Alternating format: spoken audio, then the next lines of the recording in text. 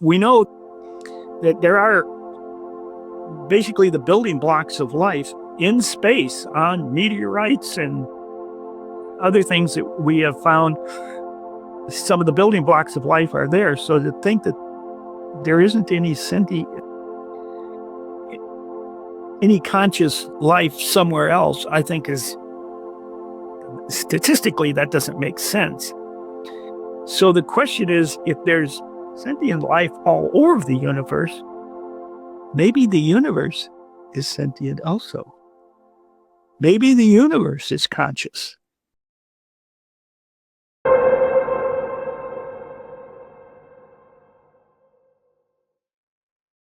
Have you ever looked up at the night sky and have wondered about our place in the universe? I know I have many times. Or perhaps standing on a shoreline witnessing the vastness of the sea has left you in awe? Today's guest in the podcast, Buzz Shaw, has lived a life attempting to understand the natural world while simultaneously having a grand appreciation for the wider universe. Buzz has never been afraid to ask the big questions, leading him on a pursuit of knowledge that inspired him to become a science educator for several decades. Even now in his 80s, Buzz is still asking those big questions, not showing any signs of stopping anytime soon. I want to thank Buzz for being on the podcast and for sharing his stories and insights on life. And as always, if you liked this episode, give it a like, let me know why in the comments, and consider subscribing to the podcast. Thanks for listening. Buzz Shaw, how you doing today? I'm doing great. Thank you. How are you? Great. I'm doing fantastic. Yeah, thanks for asking. I wanted to interview you in part, checked out your blog and your photography, and I have to say, you beautifully capture the landscape and the ocean, and I'm a really big fan of your photography, actually, and your writing as well, in addition to all the writings that you have in your blog. Thank you. Yeah, of course. The pictures are a result of having a great camera, courtesy of my wife, which bought me it for my birthday. I'm not a great photographer, but I do have a great camera. I feel like you have the eye of a photographer, I would say. Some of the shots are just amazing, so I have to give you props for that. Thank you. When did you get into photography, and how did you find that interest of yours? I have been into photography probably since I was in my 20s, but not in any kind of a professional way or anything. It's just I like documenting stuff because I like to go back and look at it. And I got into nature photography simply because I'm a naturalist, and it's fun, and I like to share the images with other people that I know are interested in the same thing. It's just fun to do that. Can you explain to me what is a naturalist? Oh, I think the best definition would be somebody that studies nature. My degree is I have a degree in biology, so that's where that comes from. So study and interest in nature, I would say that's a naturalist. I suppose there's a lot of other definitions too, but that's mine. Was that something that you discovered, that love of nature, when you were young? Funny because I grew up in Chicago, and basically my playground was bricks and cement. There were no parks in my neighborhood at the time. However, I did live a block and a half from Lake Michigan, so I spent a lot of time at the beach. Not a lot of intertidal life on Lake Michigan, so there's not much going on there. But I always had an interest in every book that my parents got for educational purposes, World Book Encyclopedia, and a bunch of other ones. I was always going to the natural history pages in those. Those always fascinated me. And so I always had an interest in the natural world, even though I didn't experience a lot of it as a child. Our baseball field was cement parking lot. And I think my real appreciation of nature came when I got away from my hometown. In 1962, I joined the Navy. I went to Officer Candidate School, Newport, Rhode Island. And from there and going out into the ocean, on 2 different ships on 2 different cruises, and also living in California, which is a lot more life and a lot of more beach life. I got exposed to all of the natural history stuff, and what I felt as a child then suddenly blossomed into. But I never thought as a child and even growing up through school, I never thought of it as something you could make a living at. I didn't know that they actually paid people to do this. And to tell you how poorly I was exposed in I didn't have any science in grade school to speak of. I had general science in high school, not a bi I never had a biology class. I didn't have my first biology class until I was the second time in college at the University of Washington. That was my first real biology class, and I loved it. I just loved it, and so it went from there. That was my second degree, and that degree was in biology, and the first time I went through college, I was like a 2.8 student, not the best because I didn't have a lot of interest. At the University of Washington, I was a 3.8 student because I just loved it, and that's the whole secret. You just have to love it. You said you didn't really have a foundational science education growing up when you were first going to school, elementary school. Is there a specific reason for that? I went to Catholic grade school, Catholic high school, Catholic college. I was even a lay leader, Catholic lay leader for a group in college. But I was never exposed, and nobody ever pushed that. Nobody said, "You have to take biology." Nobody ever told me that. And the thing that scared me as a kid about science, I kept looking at these scientific names of various different organisms, and I said, "I could never learn that." Yeah, that's definitely It over. scared me. I totally relate to that. Yeah. I also went to Catholic school growing up, and I was very interested in science, still am very interested in science, but I resonate with what you're saying. Had a lack of science education growing up. There was some science, but whenever I asked those big questions, specifically, I was very interested in human origins and also evolution. Whenever I would ask those questions to my teachers, they never had a satisfactory answer for me. And so that made me go further down the rabbit hole of trying to understand more about science and human evolution. So I totally understand. yeah, did you ever have that pushback from during your education or from your teachers? I was never a student that questioned a lot. Growing up Catholic, you're not allowed to question a lot. You're told that the people that are teaching you, like nuns or priests, they're directly, in charge and have been put there by God to tell you what's going on. And so questioning it was not something that you did. And I didn't. How did you go from not having this science education but you did have this love of nature fundamentally? How did you go from that background to then becoming an educator in science?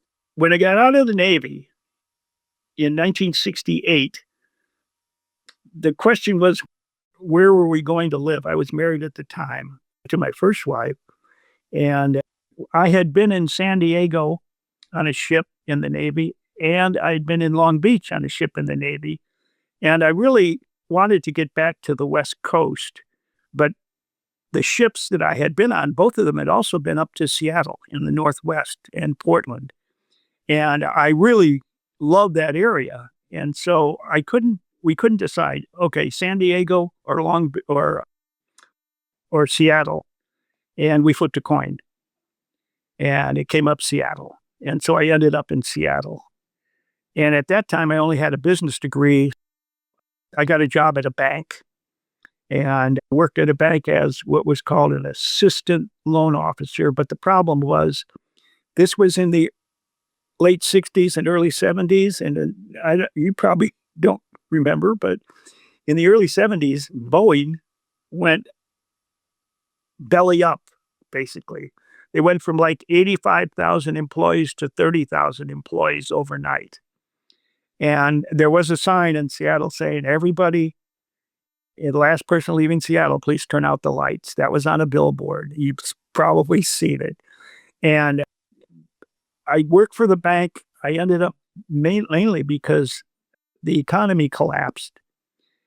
Two auto dealers that we were working with were selling cars to anybody, and our branch of our bank was buying the paper, no matter who they sold them to. So there were a lot of people that were incredibly poor credit risks. When Boeing went down, all kinds of people just lost their jobs and could no longer afford their cars. So I became a repo man and ended up being a repo man at the bank. And in 1 month, I actually repoed myself, midnight requisitions, 30 cars. But I didn't like my job. I really didn't enjoy my job. So I said, I got to go back to school. What I really love is natural history. I got to go back to school. So I ended up quitting my job, going to the University of Washington, got my degree in biology with heavy emphasis on marine biology at the Friday Harbor Labs up in the San Juan Islands. And from there, I volunteered at the Seattle Aquarium, which was being built at the time. And after volunteering at the Seattle Aquarium for about 6 months, I had $100 left to my name, and I was raising a child by myself. I had no income, and I got hired. And I got hired as an educator because I had a teaching certificate from my first college experience. So I got hired as an educator, spent the next 28 years doing basically K through 12 education in marine science. That's amazing. That's amazing that you got hired. I wonder what you would have been doing if you didn't get hired there. I don't even like to think about that. So going back, you said you were in the Navy in 1968. Were you serving during the Vietnam War? Yes, I did one Westpac cruise to Vietnam in 1966. I was on a minesweeper, and we were basically doing a search and destroy missions in the Mekong Delta in 1966. And that's the only Vietnam experience that I have. And in full truth for this, in 1971, I sent my medal back. I thought the whole thing was a horrible mistake. I didn't feel like a hero. I didn't feel like it deserved a medal for being there. And I sent it back. And I have nothing against people who kept them. I have nothing against people who thought it was really good. I was an early 20 years old. When I went there, I was very idealistic. I thought we were doing the right thing. And then I suddenly woke up and said, this is not good. And so I sent my medal back. When did you have that realization? I have to say that it's all of the people that were protesting at the time. And when I came back to Seattle, there were riots in Seattle in 1968, riots against the war. At the University of Washington, there were riots. They were burning garbage in garbage cans. It was pretty chaotic. So basically, in listening to all of these other arguments about for and against the war, that's what really woke me up more than anything else, because obviously in 1966, when I was in Vietnam, I didn't know anything about the protests. And the protests really didn't ramp up, hadn't ramped up yet when I was there until 67, 68, and until the war finally ended. Were you drafted or did you voluntarily? No, I joined the Navy to avoid the draft. I said, I'm 1A. They could draft me anytime. And I said, if I get drafted, I do not want to spend any time in a foxhole. And so I want to sleep in a warm bed at night. And if I join the Navy and I'm on a ship, I'm going to have a warm bed. So the ship could sink, but there's a better chance that I won't be in a foxhole. That's an understandable decision. I never even really considered that it would be obviously a smarter move to volunteer to join, but to be on a ship rather than be in the jungles of Vietnam. Yeah, I could see how that would be a more understandable decision to make. When I first decided to go in the Navy, I had a friend, a family friend, who was a captain in the Navy, and he was a pilot. And he said, "Well, you can get into the Navy, even though you don't have 20/20 vision." At the time, I didn't have 20/20 vision, and I didn't even consider aviation because of my vision. And he said, "No, but you can be the guy in back. They don't have to have 20/20 vision because they had two in one of those planes back then. I don't, some of them still do, some of them don't." So I said, I went through everything. I went through all the tests and everything like that. And I filled out the medical form. And the medical form, obviously, nearsightedness was on there. But the other thing I put down there was that I had a hay fever. And they said, "You shouldn't have put that down because you can get one exception. That's your vision. You can't get a second one. And any kind of respiratory problem that you might have, you can't fly." And so then I went into the other Navy, the ship Navy. So it was putting down on a thing. And I'm glad I did, because a lot of the teachers at OCS, I taught at OCS, Officer Candidate School in Newport, Rhode Island for 2 years. And I noticed that a lot of my fellow teachers were aviators, naval aviators. I said, "Why are all these guys naval aviators that are teaching at OCS during the Vietnam War?" And one of the guys says, "Because we grounded ourselves." And I said, "What do you mean you grounded yourselves?" And they said, "Any pilot, you can ground yourself. They can't make you fly. They don't want you flying if you don't want to fly."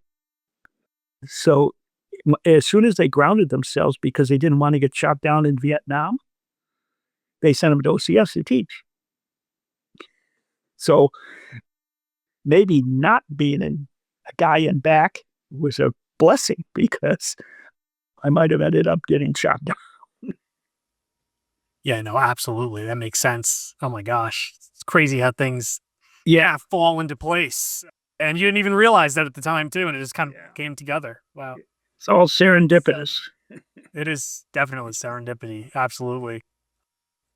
It is very interesting that you did return your medals after you came home. I have to say that just having a basic understanding of the history and the Gulf of Tonkin incident, Yeah. it's, Fake it's incident.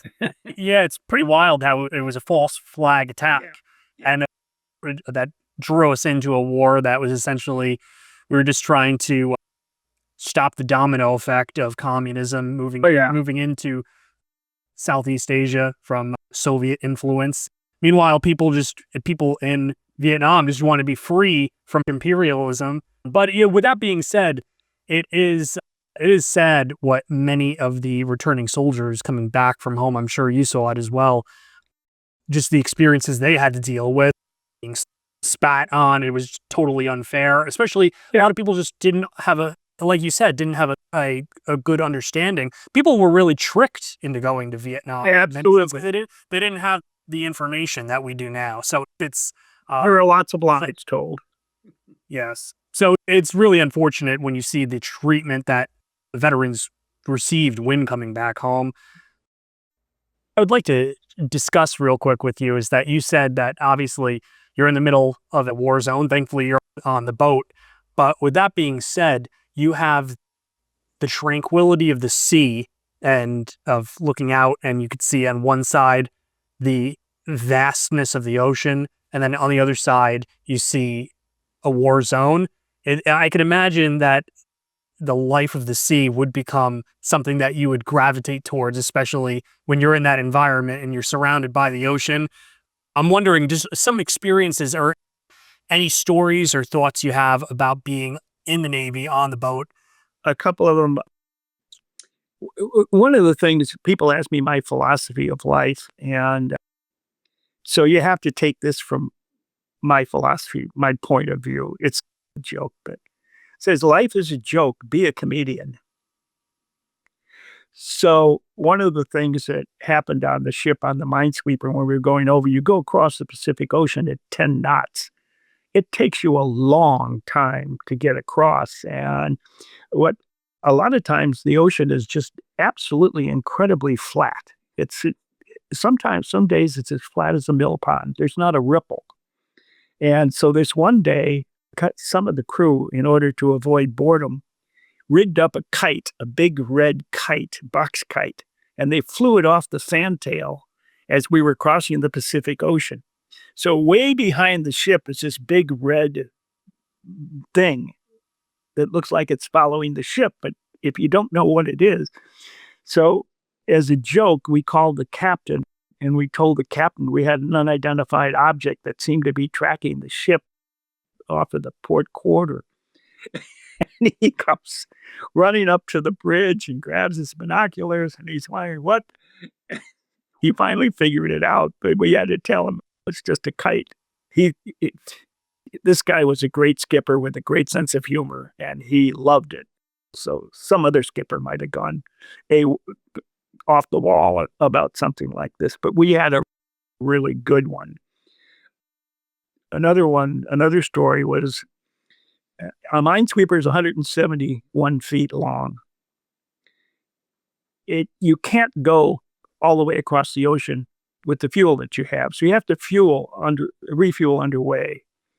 And you have to refuel from like an oiler, and an oiler tanker they're 800 feet long.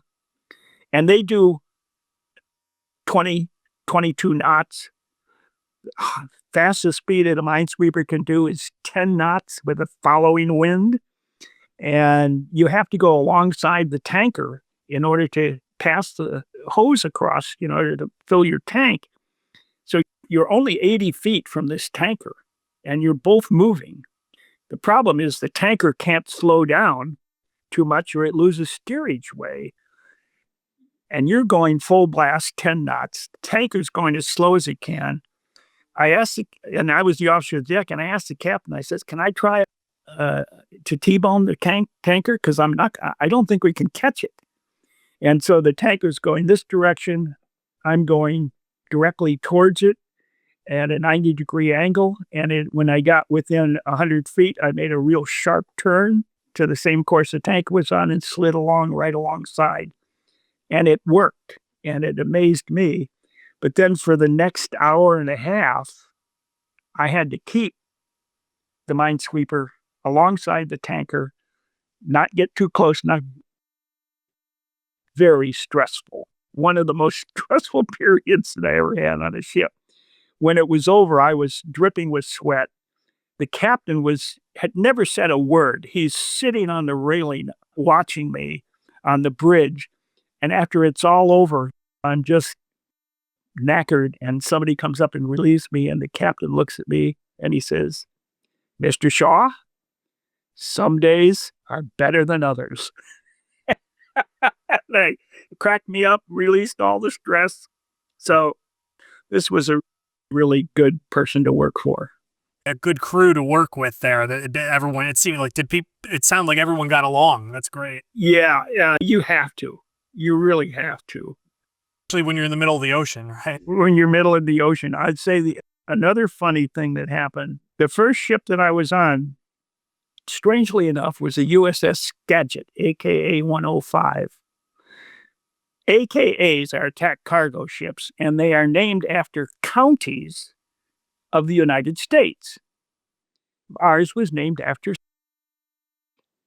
Skagit County, Washington. Strangely enough, I spend a lot of my time doing natural history stuff, climbing, hiking, birding, and stuff in Skagit County, Washington. What are the chances of that, considering the number of counties there are in the United States? So that was a coincidence. The other thing was we were station ship in Hong Kong in 1964. If you want to know what Hong Kong was like in 1964, get yourself a copy or boot up the movie, The World of Susie Wong. And if you watch The World of Susie Wong, you will know exactly what Hong Kong was like in the early 1960s. We were station ship there, and on one evening, I was the officer of the deck. We were anchored out. So when the crew went to shore, most of the enlisted would go to the Wan Chai area where all the bars were and all the bar girls were and stuff like that. The officers would go to Kowloon, a totally different place. Never mixed the two. So the crew had to get back after the bars closed or after they got kicked out. They had to come back on a small water taxi, which strangely enough were called Walla Wallas. I don't know how they ever got that name. You can see one in the movie, The World of Susie Wong. So they hold about maybe 30 or 40 people in these, and they bring them obviously from the beach back up to the ship. And I was there, and it was like midnight. I saw Walla coming, and the Walla stopped. And I was going, what happened? Why did they stop? They were maybe 100 yards off the ship. And then I saw a body fly out of the back of the Walla into the water and start swimming towards the ship. So I said, whoever that is, get him on the ship. So he got him on the ship, and he was drunk, and he was beat up. He was obviously wet, young kid, one of the engineers. And so I said, okay, just shut up. I don't want to hear your story. Just go to your bunk. Don't say anymore. So I sent him down. Then finally, the Walla comes over and offloads our guys at the gangplank, and they come up at the accommodation ladder, and they're just all messed up. They're dirty. They look like they've just been rolling around on the ground for a month, and they're mostly drunk or close to it. And so I line them all up, and I say, "What was going on the Walla?"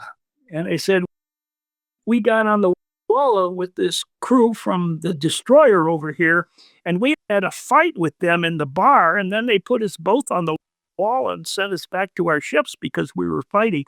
Then the fight broke out again in the Walla, and the kid that jumped out of the Walla into the water did it because he realized that he had just slugged an officer." So then I'm standing there quizzing these guys, and the officer comes up, and he is really angry, and he wants to get the guy that slugged him. And I said, "Here's all my crew right here. Just pick them out." I'd already sent the kid down to his bunk, so I knew he wasn't there. And the guy said, "I can't." No, he's not. And so we're having this big argument on the quarterdeck. And I'm not paying that much attention to what's happening at the accommodation ladder. And while I'm there, the captain comes back on board. And oh, hello, Captain.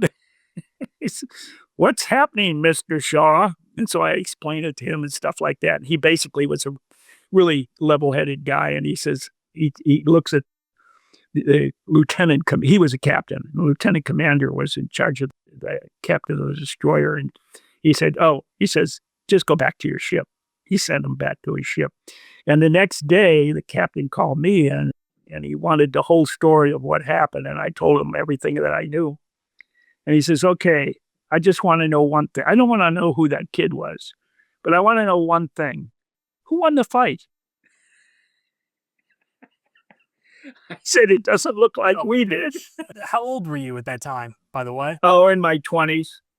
Think of myself during that age and how I was when I was like a teenager going into my early 20s. And I think of myself, my friends, and it's wild to think that just a few decades ago in our situation, we would be in the middle of a war zone, or we would be we'd be recruited to fight in a war. Yeah. When we think back to World War II, when we think about Vietnam, we think about Korea, just how young everyone was and just developing and becoming who they are as a person, becoming an adult in the middle of an active war zone. It's interesting. I know you don't really know what it would be like until you're actually in that situation. It's just and we also think of all the people that go over there and fight, at least I do. I think of them as the mature fighters that are going out there, but ultimately it's a bunch of kids. In many ways. Yeah. Going in. When you think about it, when you think of World War II, and I guess I think the age now is 17 or something like that. I don't know what the age is for enlistment. The male brain does not completely develop until the early 20s. At least that's what I understand. And so you got a bunch I of think it's 25. 25, yeah. And so you got a bunch of kids out there fighting a war. Their brains aren't completely developed. So you can imagine some of the behaviors that are going to take place are going to be pretty bizarre. I gotta ask you, what is it like just being in the middle of the ocean and just being surrounded by nothingness? Peaceful sometimes, and then sometimes it's absolutely nuts. We did get in the edge of one typhoon, and in a 171-foot boat in a typhoon, it's not peaceful.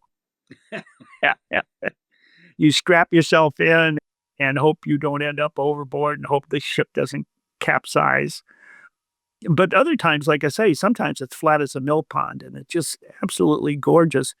One of the things in crossing the Pacific, when you get into any tropical area or stuff like that, there seemed to be, my recollection is, we never had a day of clear sky, clear blue sky. I can never remember that. But we almost never had any rain either crossing the ocean, but we would have showers, puffy clouds with showers all around, all over the place. And you could see rain falling all over, little rainbows and stuff like that. But we almost never got into a rain shower. So that was really weird. It's beautiful, absolutely gorgeous. And yeah, so I love that was, yeah. But the typhoon, you can have the typhoon. This makes me think of just being surrounded by water like that. I love kayaking. I just love being in the water. It's always great going to the ocean. It's a great reminder as well, I would imagine, being just surrounded by the vastness of the sea, that you see the water in the sea, the water in the sky, the clouds, and then you remind yourself that we're water too. It's this very holistic worldview of just how nature is, and just everything is built up of the same stuff ultimately. One of the things that was I thought was fun out in the tropical Pacific, one of the most common things that you see is flying fish. And because we're in a minesweeper and the deck on the fantail, the aft end of the ship, is very close to the water, there's not a lot of freeboard there. And so flying fish can actually get higher than the deck of the ship. And actually, some of them will crash land on the ship, and then you have them for breakfast. So flying fish are actually quite tasty. The circle of life, right? Yep. And they catch themselves. Fast food. Yeah. Yeah. Fast food on the high seas. So when did you return home?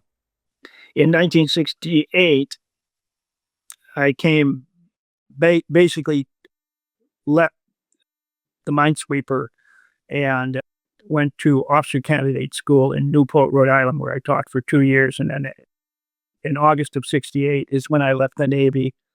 And that's when my wife and I, at the time, did a cross-country trip to Seattle.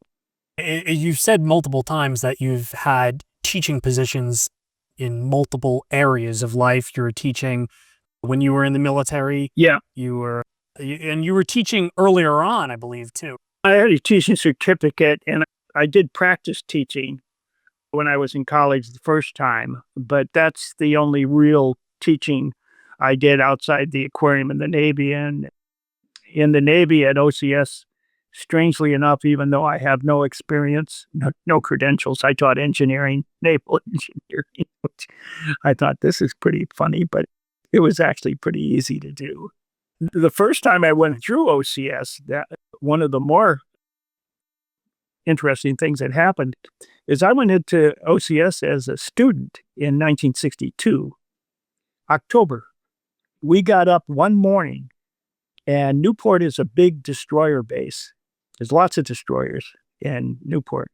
We get up one morning, we're marching out and looking over at the base. Not one single destroyer left. Overnight, every single destroyer left for Cuba. And I thought, ooh, now what's going to happen? That was the closest we ever came, I think, to nuclear war in my lifetime. And so we were wondering, oh, what's going to happen? I think ultimately it came down to one Soviet soldier in a submarine that he got some sort of communication that nuclear war had begun, and he had his finger, and he has his finger on the button, On the button. given orders. Yes, and he was given orders to actually launch the nuclear weapons. But he ultimately he knew that something had went awry, and had decided, okay, maybe we should take a step back and reassess what's going on. But if he decided to press that button, yeah, history would have been a lot different. Yeah, I can tell you another story when I was in the Navy that nobody wants to hear, and would ever listen to me, and nobody would ever pay attention to me, and they all laugh at me. And it is a weird story.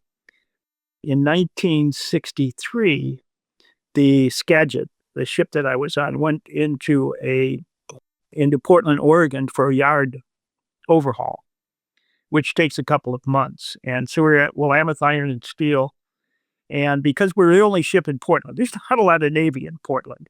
So we had to provide the shore patrol officer. So I ended up being the shore patrol officer. And when you're the shore patrol officer, you basically go to a precinct and you have a little room in the precinct where they set you up with a desk and a phone. And you handle any problems that, we were the only ship there. So it was all our crew. And I was sitting there on this particular day, and a guy comes in, he walks into the office, and he's neatly dressed. I would say casually, but neatly dressed, groomed. I remember he had aviator glasses on, and I remember he had an Izod shirt. I don't know why I remember that, but I saw the little alligator or whatever that thing is there. And so I said, "Can I help you?" He said, "Yes." He says, "I have a letter for the President of the United States." And I said, and he said, "I need to get it to the president." And I said, "Why don't you mail it?" And he says, "I can't trust that it would get to him if I mailed it." I said, "How about the FBI? How about getting," he says, "No," he says, they're not trustworthy either." So I said, "Okay, we got a nut job here." Oh, was my first thought. And I said, "I don't know what I could do." He says, "I was wondering if you could see if you could get this to the president." What, me? Why me?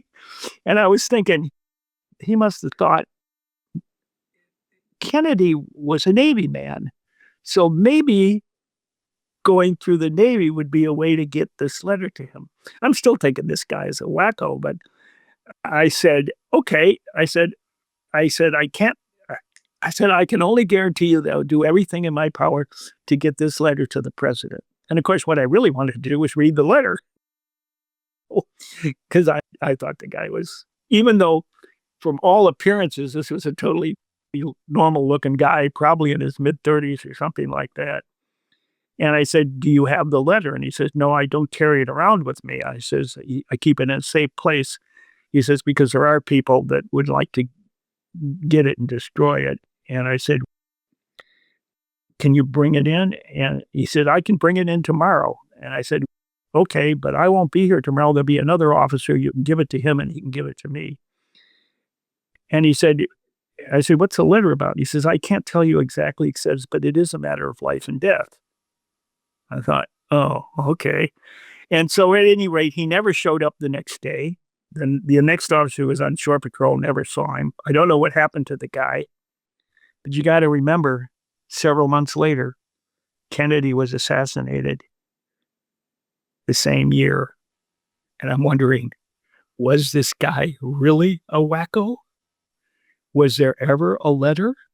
What did the letter say? So for the rest of my life, it's always been in the back of my mind. I really wish I had a cell phone and could have taken a picture of this guy. No, That's amazing. I sent this information to a number of federal agencies. about this happened, asking them specifically. You escalated this then. I told the FBI, Navy intelligence and stuff like that, and it's in a logbook, so it's all documented. And because you have to write down everything that happens in the log, and the thing is, nobody wanted to listen. Nobody wanted anything to do with it, and they just basically blew the whole thing off. And so I have no idea what this. It's probably guy was probably just a crank, but it's always been in the back of my mind, who was this guy?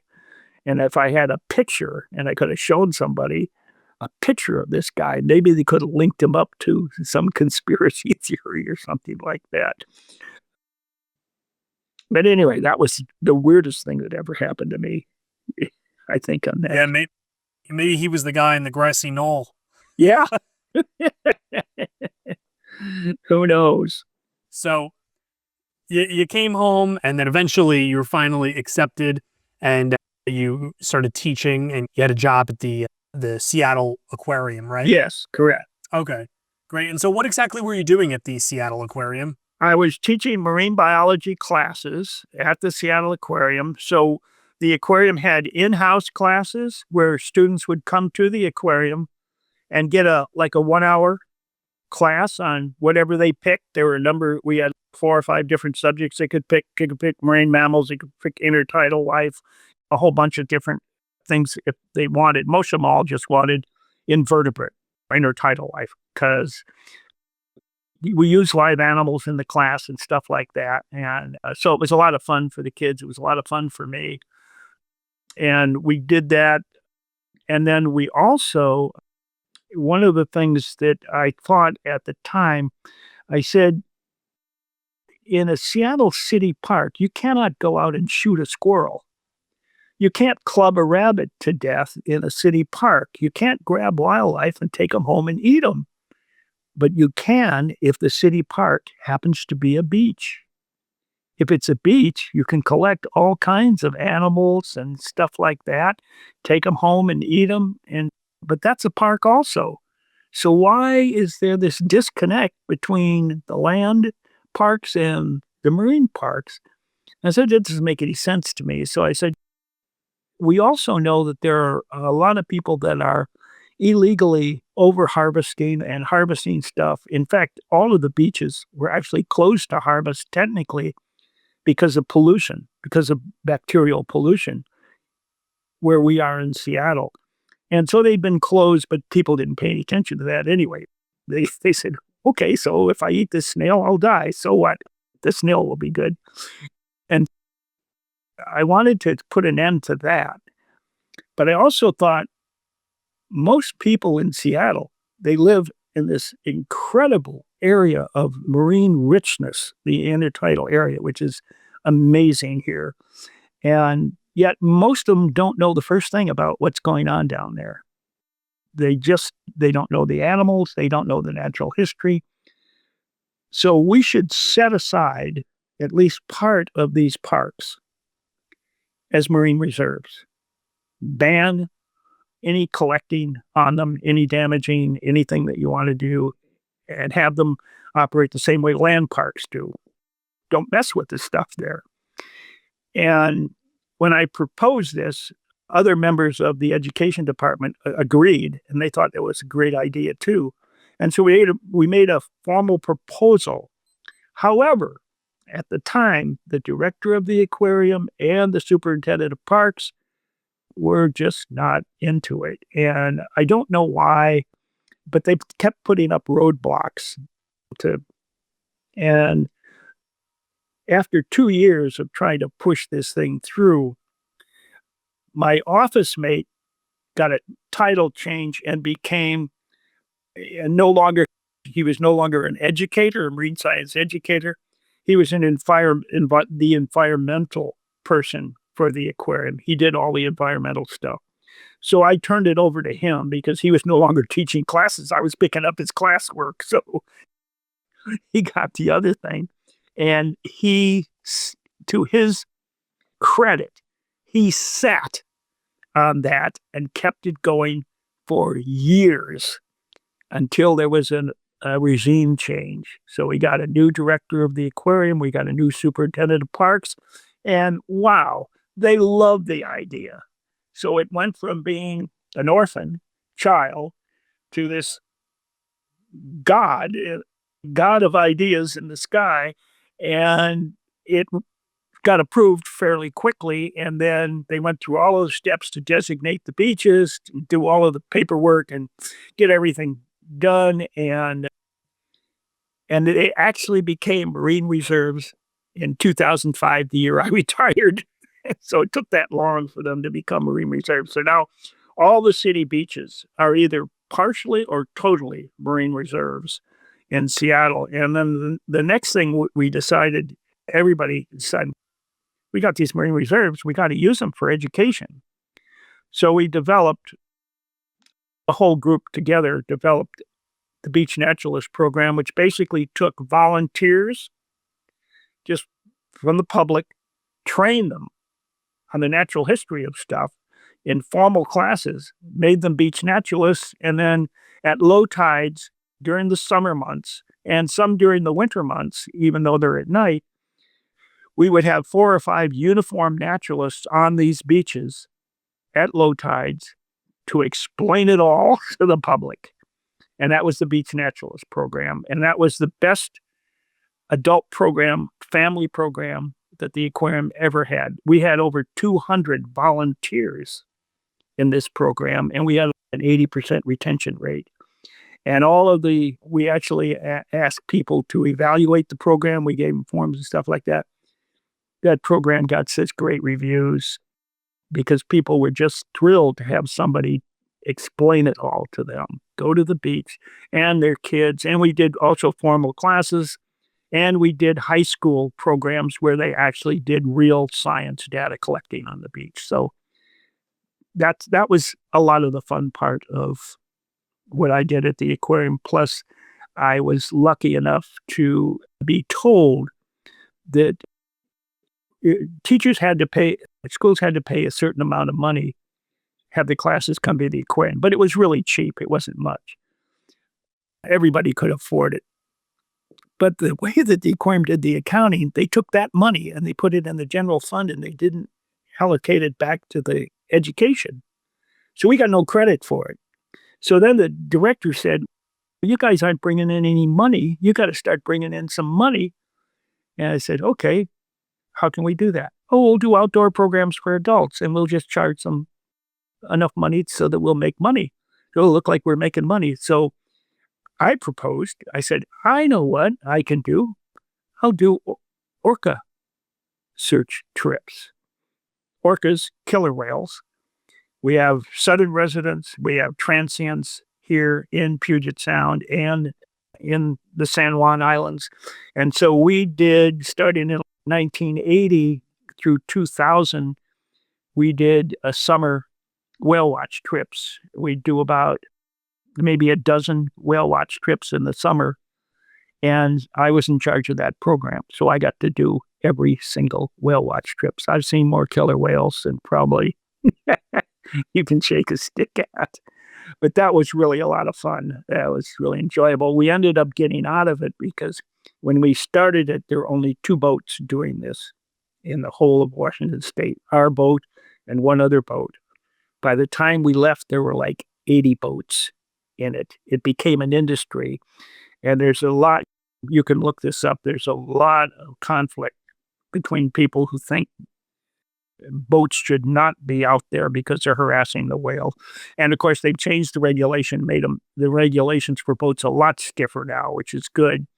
But the problem that we had at the time, there was a researcher from one of the universities in Wisconsin that was doing a study of boat-whale interactions for orcas on San Juan Island. And every year before the season started, he would come and do a presentation about what he saw about behavioral changes, stuff like that. And he never once found any substantial behavior changes for whales when there were boats around. We know that is not true because we know that there are behavioral changes now. And also, the whale population, when we started, was like 73 whales. And the population was actually rebuilding and rebuilt to 98 whales by the time we stopped doing it. So we were thinking boats can't have a lot of effect because the population is increasing. Because the controversy got so loud, we decided we're getting out of it. We don't want to be a part of this controversy. So we're going to err on safety for the whales. And so we got out of it in 2000. And since that time, a lot of regulations have changed. The population has crashed. It's back down into the early 70s now.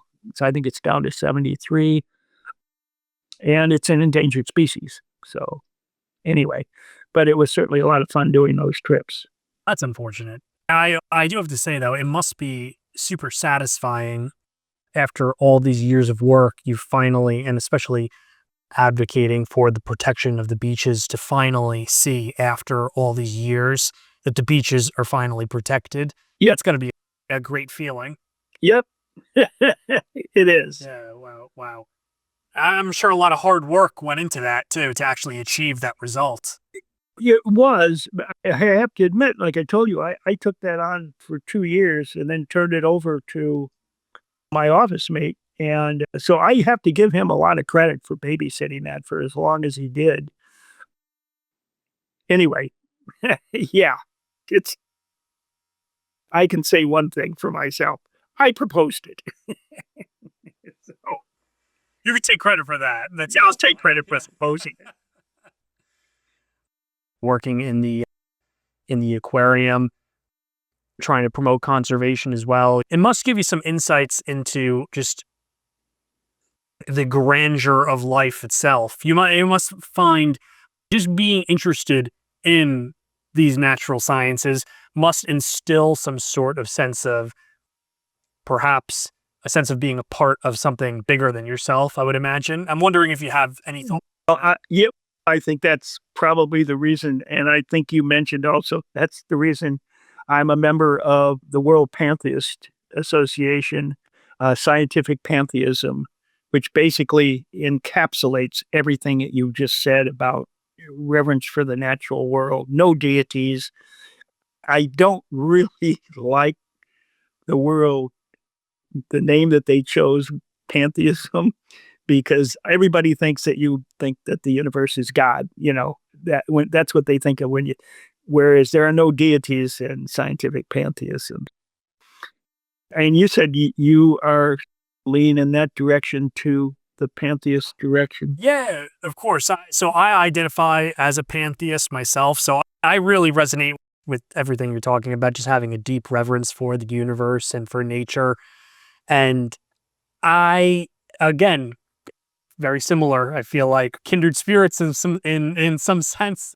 Growing up in a Catholic worldview, Yeah. and going to Catholic school, having that language of divinity, having that language of God imposed on you at such a young age, I think that it instills something in you, whether it be a poetic necessity, possibly for deity. In my worldview, just being so inspired by nature and really having reverence for the greater universe, I do choose to see the universe as God. And again, I see what you mean, yes. yeah, and the universe has all the qualities of a traditional God, if you think about it. It being omnipresent, all-powerful as far as we're aware. All the energy is there. All the energy. So It's timeless, it's infinite. exactly. So I choose to call the universe God, and I tend to think that just the nature of consciousness itself is this very ethereal kind of thing, this thing that we really know. Science doesn't really have a firm understanding of consciousness. It's No, like that. I think as humans, I think consciousness requires a mind, at least in humans. However, when you look at here we are in this infinitesimally small dot in the universe or the megaverse or whatever, multiverse or whatever it is. And we have intelligent life on this one tiny small dot. Now, there and sentient beings, right? So we have maybe, I don't know how many, but many trillions of other planets out there. We know there are maybe 2 trillion galaxies. So now you got all those couple 100 billion planets in each one, maybe. To think that there's no sentient life anywhere else, that's really hard for me to stomach. That we know that there are basically the building blocks of life in space on meteorites and other things that we have found. Some of the building blocks of life are there. So to think that there isn't any conscious life somewhere else, I think is statistically that doesn't make sense. So the question is, if there's sentient life all over the universe, maybe the universe is sentient also. Maybe the universe is conscious. That is my belief, of course. And the thing is that we ourselves view the universe only through our consciousness. That's the only way that we're able to understand the universe.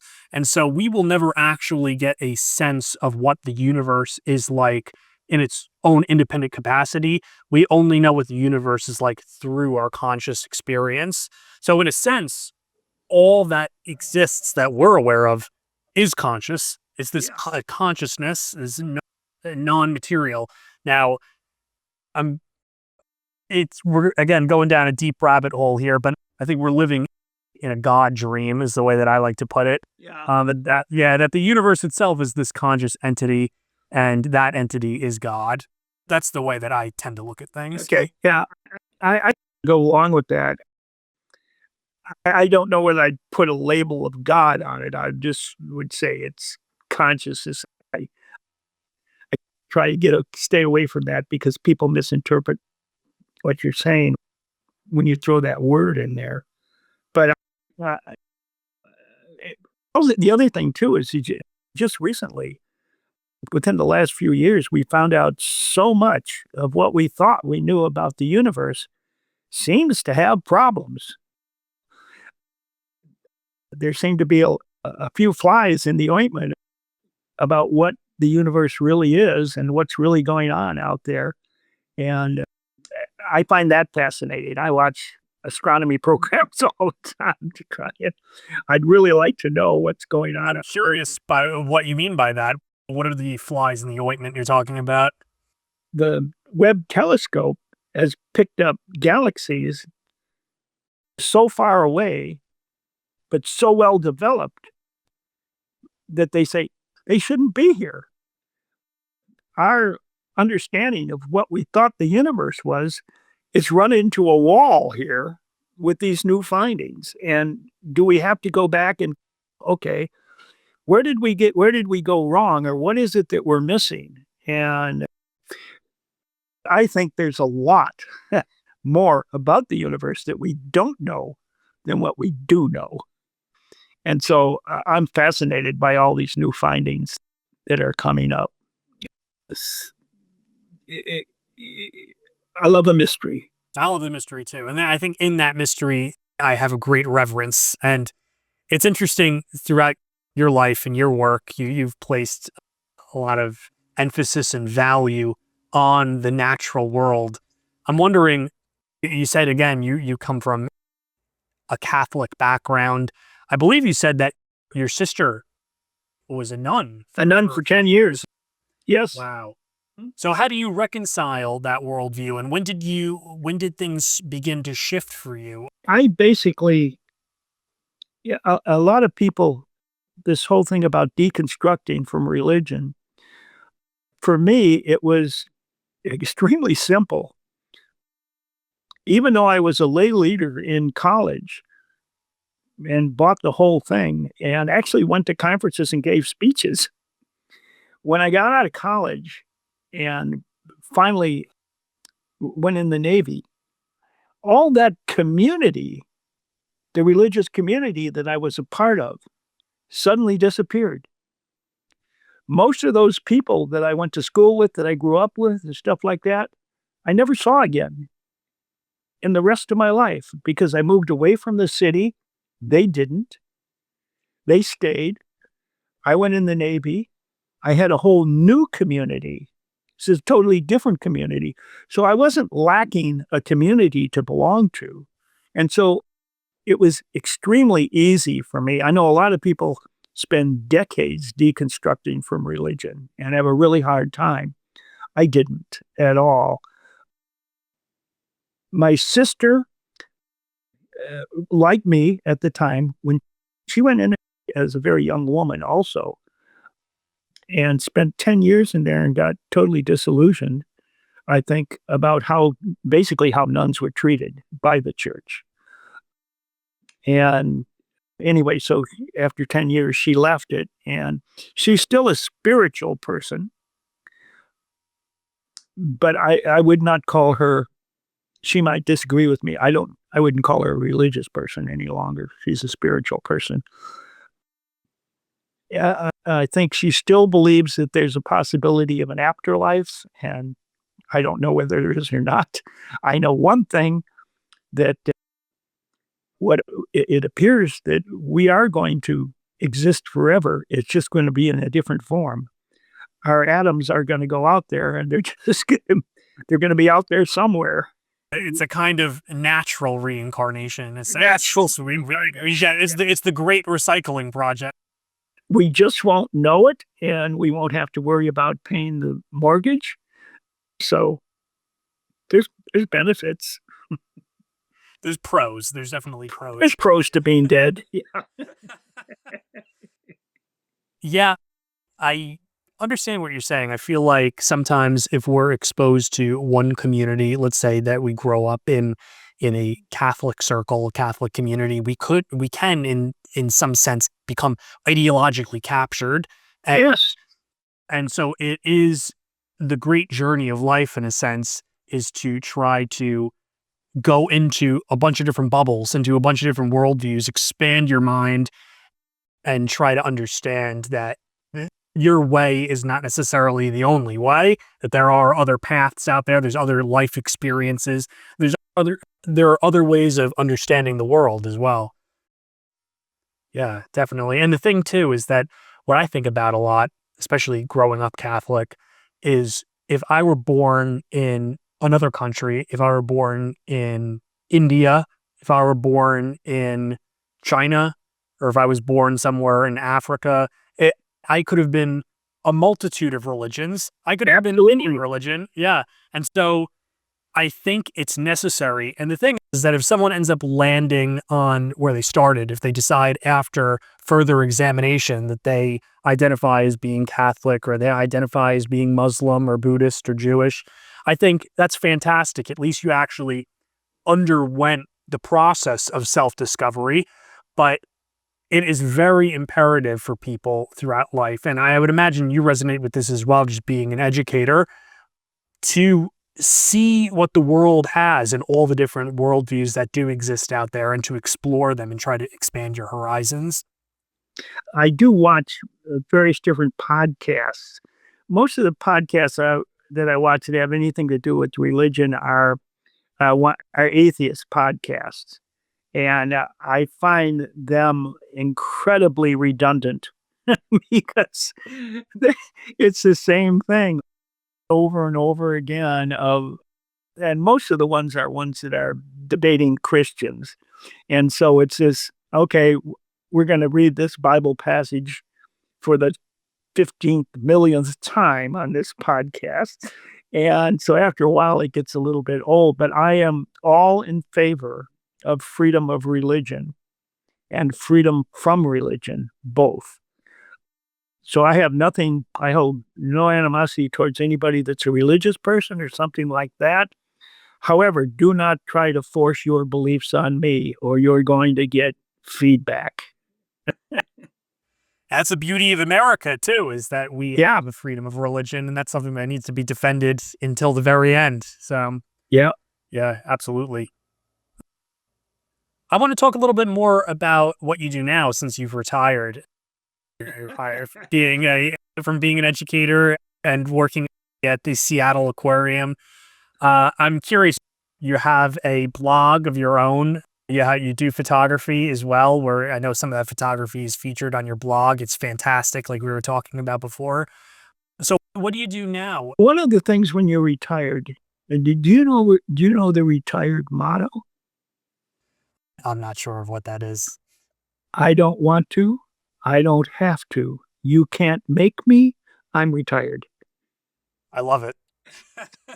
And you deserve that too for all the work you put in. But yeah, it's still natural history stuff. A lot of natural history stuff. I love to hike. I used to be a climber. I'm well past climbing age, but I get out there and hike as much as I can. I used to be a sea kayaker and do a lot of sea kayaking. I have a little bit of problems with my balance now, so I don't do much in the way of sea kayaking any longer. But I still do a lot of hiking, and my favorite hiking spot is Mount Rainier. And the reason Mount Rainier is a fabulous place to just hike, but the the reason that Mount Rainier is better, it's going from my house in West Seattle to Mount Rainier. There's never any traffic, and there's never any traffic coming home unless there's been an accident or something. If I go the other direction and go north into the North Cascades or North Central Cascades, where I used to do all of my climbing, it's traffic nightmare here. This is one of the worst cities in the world, I think, probably for traffic. I probably should exclude India, but but I do a lot at Mount Rainier. My wife and I love to do road trips, so we do a lot of road trips. We went to New Hampshire, drove to New Hampshire last year. Last Christmas, we were down in Tucson. We did house sitting. House sitting is one of our new things that my wife Gretchen figured out, and there's a thing called Trusted House Sitters, I think is the name of the organization, but don't quote me on that because I'm not sure that's the correct name. But they make you go through a process when you apply that's it's harder to get into trusted house sittings than it is probably to get an audience with the Pope. There's a lot of forms to fill out and references and stuff like that, which I think is great because you don't want people sitting in your house that are going to burglarize you. So we had a house sitting in Tucson for 2 weeks down there, and so that was a really fun thing. And I was a little wary about it at first because I says, "What are we house sitting?" It says, "It's a woman with a dog, and we're house sitting the dog." I says, "What's a dog?" "Oh, it's a 5-year-old pit bull." And I said, "Oh, your dog is you had a dog that was attacked twice by pit bulls, and you want to go and house sit a pit bull for 2 weeks?" This turned out to be the sweetest pit bull that you could imagine and the best trained dog I've ever encountered. So it was a piece of cake doing this, and the dog was great, and we had a great time. And so this year, we've gone a couple of times over to Boise. We've gone down into Central Oregon to do stuff. We go into California every once in a while. We go down to the Southwest. So we do road trips quite frequently now. That's one of the things. Of course, the natural history stuff. I have, if you looked at my blog, there's some owl pictures in there. Those are, most of those pictures are of two owls that live 5 minutes from me in a green belt here in Seattle. So I can go and check to see what's going on every day if I wanted to. And I've been watching them following that pair for this is the 7th year now. They've had 8 offspring that have fledged in the 7 years. And this year they had 3. And so I basically keep track of them, and that's Fluffy and Sleepy. And they're sort of my pet owls. But I like to do When we do road trips, I tell my wife, I said, listen, she's into geology. I said, I want to do a road trip where you pick where we're going and what we're doing on this trip, and that'll be the geology. You get your geology in, and then maybe another trip we can do it as a bird trip. She's not against birding; she's fine with birding, and I like geology too. But that's the thing that we do try to do trade offs on, so that so one person is not dragging the other person where they want to go all the time, and so we do very well on road trips. That's great that you're in such a position right now. After all these years, you're retired and you're able to just enjoy life now. You put the work in. You've working at the aquarium itself, and you were able to work on that campaign of preserving the beaches, and you could see your work actually. You could see the results of your labor.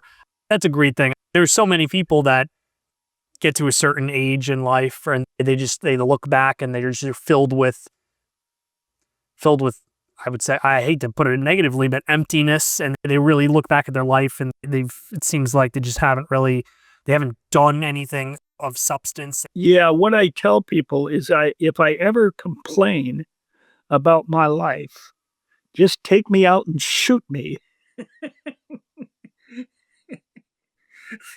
Because I have no reason to. Yeah. Of all the people that have ever lived on the earth, I'm in I think the top 1% of the luckiest. Did you have a good foundation when you were a kid? My parents were great. My father was a workaholic. He worked very hard. He was a good father, but my biggest regret is I didn't spend as much time with him as I really would have liked to growing up because he just worked a lot. He also had a great sense of humor. He was really good with one-liners. His Groucho Marx was his favorite comedian. My mother was a teacher, and she taught grade school before she got married, and then once she got married and started having kids, then she became a housewife, but she also, managed 2 apartment buildings that my grandfather built. My grandfather built 2 apartment buildings in Rogers Park in Chicago, an 18 flat and then a 4 flat with storefronts on the first floor, and she managed those buildings while we were growing up, and that's where we lived also. And my mother was as good a mother as I possibly could have ever had. The saddest thing I would say about my mother was very religious. And my mother did have some problems with anxiety once the kids have left, all the kids have left. And one of the things that when I think of, if I think of anything bad about things bad about religion, if there was a heaven, and my mother believed in it, if there was anybody that was going to heaven, it was going to be my mother. That's for sure. But my mother said to me in her later years in life, she got very anxious and she said to me, I don't think I've been a good mother. I don't know if I'm a good mother. I don't know if I'm going to go to hell. She was traumatized by religion, by her beliefs. And I thought, God, that is a horrible thing for religion to do to somebody that's been such a wonderful person all of her life. And now she's afraid that she's going to suffer for eternity. And that's the saddest thing I can ever remember about my mother. And it that that bugs me all the time. Yeah, that's awful. It's what's crazy is that you think about Christianity and you think about Catholicism, and there is, in a sense, there's supposed to be this emphasis on love, but Yes. Yeah. ultimately, what's synonymous with being a Catholic? It's this Catholic guilt, right? Yeah. It's like you come out on the other side, it's Yeah. always, oh my gosh. But yeah, deconstructing that worldview and then coming out on the other side and being like, no one's perfect. And ultimately, everyone is working with we're working with the same stuff. No one's given an instruction manual. The other thing too is I was really I think a fairly sensitive child. First of all, to show you how sensitive I was at the time, when I was in, I think it was first grade, could have been second, but I think it was first grade. There was one of the priests came in before Halloween and told ghost stories and witch stories to the class, which is weird, I think, but nevertheless, everybody liked it except me. It terrified me. In fact, during one of the witch stories, I got up and ran out of the class. I was so frightened. So that's how sensitive a kid I was at the time. I was afraid of witch stories when I was in the first grade or second grade. I can't remember which it was, but and of course I got laughed at a lot for that. Yeah, being sensitive growing up, I could see how possibly that would create an opening for a love of nature, finding solace and finding tranquility in solitude, essentially, going out into the natural world. I wonder if you grew up out in Illinois, in Chicago area, you said. Yeah. I'm wondering what some of your early experiences were like as a kid with experiences of nature and how that may have. I'd say the early experience that I had in nature is that there was a vacant, back then, even in the city, there were still vacant lots. You know, this is in the 40s. Yeah, and early in the 50s, they all disappeared.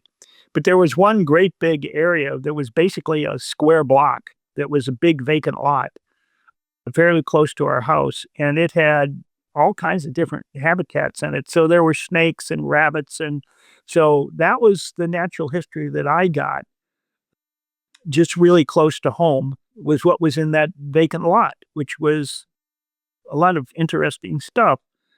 And then, of course, I lived at a block and a half from Lake Michigan, so I was down at the beach swimming all summer long, pretty much. So that's, I don't know if this has much to do with natural history because I didn't see a lot of natural, a lot of gulls, gulls and pigeons.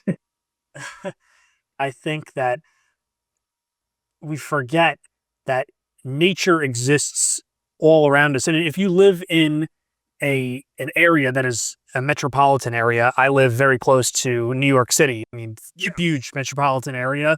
We often forget, especially when you're in an environment like that, how nature, it finds its way around, and there are these small ecosystems that exist even in places you wouldn't even expect it. You can go down a back alleyway and all of a sudden you see grass that's breaking through the asphalt, and you see like a hawk or a falcon flying up the avenue going after pigeons. Nature always finds its own way. And systems, at least you have Central Park, exactly, which is hard to beat. That's true, and Central Park is amazing. But you have these ecosystems in places that you would never expected. They're just around you everywhere. I remember growing up, and thankfully I was fortunate enough to have a nice backyard growing up. And I remember going out there and spending a lot of time myself because I was an only child growing up. So I developed this love of nature, I think, because I really didn't have anyone to share my time with. So I would go out into the forest. We live right next to the woods. But I remember just going behind my house and walking around the foundation and noticing that there was this fungi that was growing along the side of the house, and just thinking to myself, growing up there, being there for however many years I was there, I'd never noticed that before. And yet this fungus, all these mushrooms that were there, their entire existence had been there alongside me. So there was all these coexisting environments, these ecosystems that exist just right underneath us, right next to us. I love that. Yeah, I totally understand because we grew up in the same kind of environment, evidently. I think I was lucky to have the lake so close and the vacant lot until they turned it into, actually, they turned it into a nice city park with baseball diamonds and stuff. So it wasn't a negative. when they got rid of it. But and when you talk about education and what's important and what people need to, what you might try to teach, I don't think I've ever taught anybody anything. I basically tried to instill a love for learning rather than teaching facts and stuff like that. So almost all of my sessions were question and answer sessions. And one of the things that teachers make their students do is they make them write thank you letters when they go to a institution like the aquarium and have a class. And so I got lots and lots, thousands of thank you letters, and they'll draw a picture and they'll write whatever the teacher tells them to write, or they'll add something themselves. And I answered every single one of them. But I only kept one, and it is now sticking on my refrigerator. And it was a letter from a fourth grade girl who I am still in contact with. I found out where she lives. In fact, she lives right outside Chicago. And in it, there was a picture, nice picture. And then, thank you, Mr. Shaw, for blah, blah, blah, blah, whatever the teacher told him to write. And the last sentence said, and the thing I liked the most about the class was when you made us think. And I said, finally, somebody got it. So that's the only one I kept, and that's my favorite. Somebody understood what I was trying to do. At least one kid did. That's amazing. That's super rewarding. Oh my gosh. Yeah, it's great that after all these years, that you're still in contact. Yeah, that was 1994. No, 97. 97, she sent that. You said that you retired in 2005? Yes. If you don't mind me asking, how old are you now? 86. 86. Looking back on your 86 years of life, what would you say to the younger generation growing up right now, if you had some advice to give people that are maybe just getting started with their lives and looking out on the world? What kind of advice would you give to people? I guess follow whatever you love. If you're going to do something in your life that is going to make you happy, whatever happy means, or at least satisfied or content, something like that, it's going to be doing something that you like. It's not going to be doing a job that you hate just to pay the rent or pay the mortgage or whatever it is. If you hate your job, you're not going to have a happy life.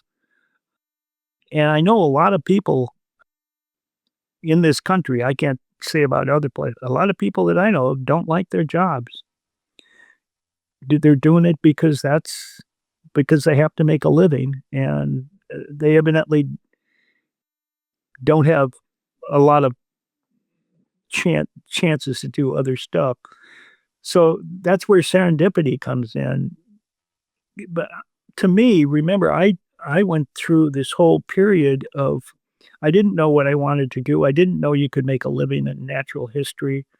And so I basically went the business route because I knew I could get a job doing that.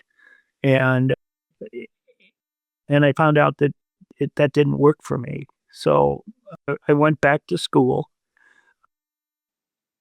I was lucky because I was a vet. And so I got GI Bill to go back to school, or I never would have been able to go back to school. And because I had GI Bill, the University of Washington, which is very picky about who they let in, they had to let me in because I had GI Bill. So that was serendipitous also. And I made money. I was a single parent at the time. Basically, we shared custody. I shared custody with my daughter, with my wife, but I had her most of the time. And I thought, wow, what am I going to do when I finally finish this course and I don't get any GI Bill money anymore? And I was also getting unemployment because I had worked and I was getting unemployment. So that's how I made it through college.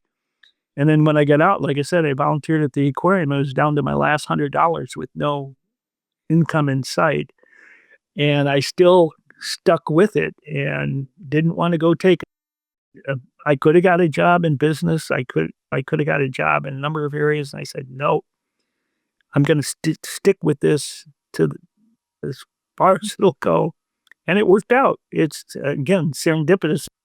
And one of the people that I have to thank, and I have thanked her, a woman that I went to school with at the University of Washington, also was aware that the aquarium was being built.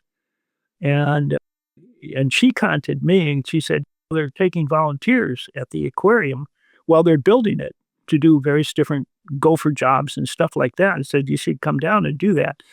That's how I got connected to the aquarium, thanks to her. So thank you, Kitty Nelson, again.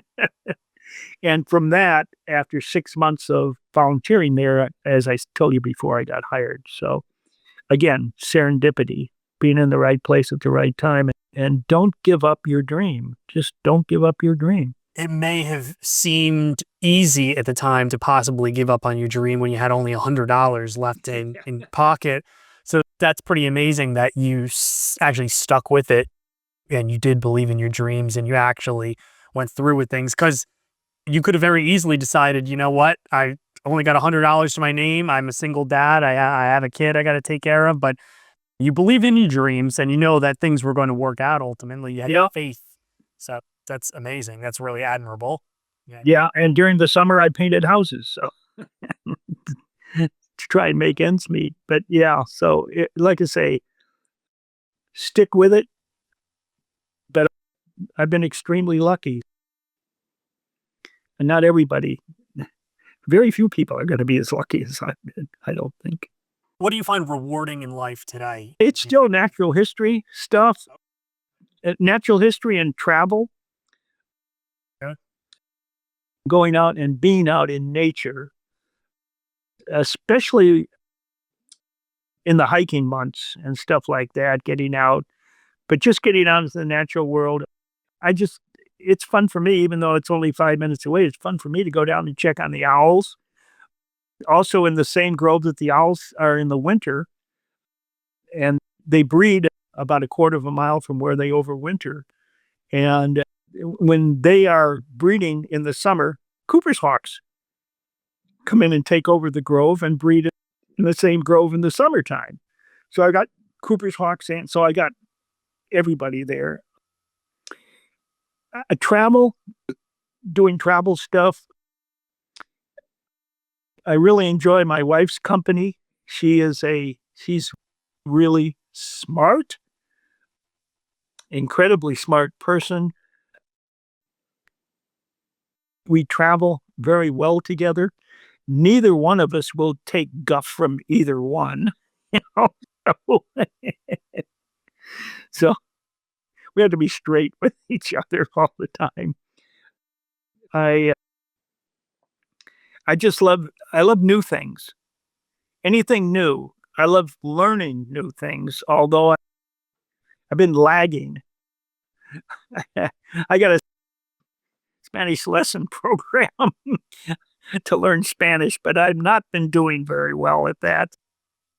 I've got to get my act together on that in case I go someplace where they speak Spanish. They do around here a lot, but and I want to be able to go up to a taco truck and order in Spanish. That's a good goal. That's a good goal Yeah. in life. Yeah.